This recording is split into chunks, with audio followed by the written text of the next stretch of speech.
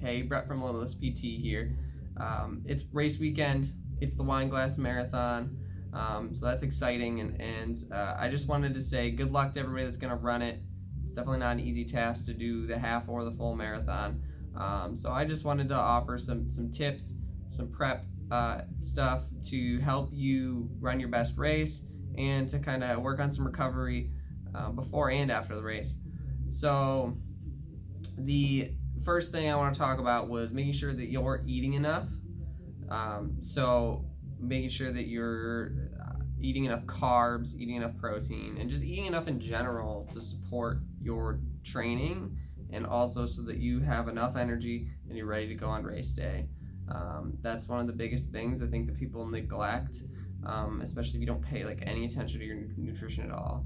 So just make sure you're eating enough, and then there's some other things that go into that are more specific that can help with your performance or help with just to make you not feel like crap on game day. But the most important thing is just making sure you're eating enough, and then also making sure that you're staying hydrated. So drink enough water, drink plenty of water, take your water breaks during the race, and yeah, just stay hydrated. The next thing that is probably the biggest thing is making sure that you're getting enough sleep. So sleep is the biggest thing that you can do for your recovery.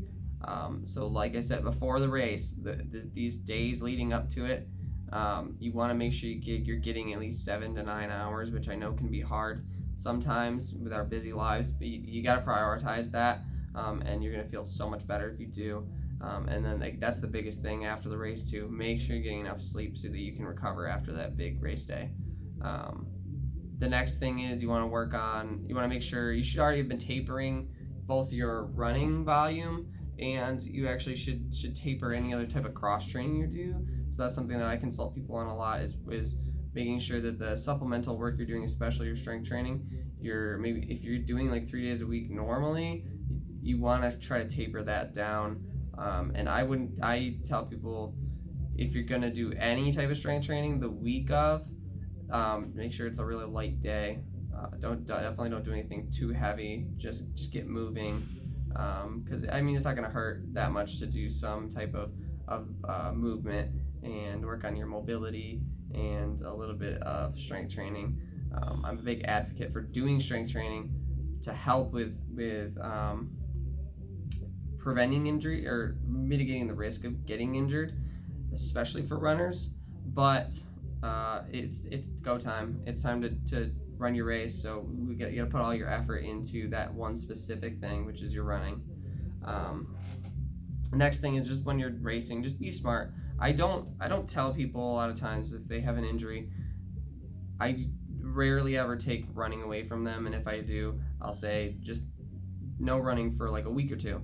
So it's important to stay moving. I don't take that away from people. And right now, if you have an injury or you start to feel something when you're running the marathon this weekend, just be smart about it. If it's something that you think is going to be super major injury, then back off or stop. But like if it's not a huge thing, honestly, you've gotten this far, you can push through it, and it's not going to be that big of a deal. But be smart about it. Sometimes it's hard to kind of inventory that in your head and think, is this going to be something really bad down the line?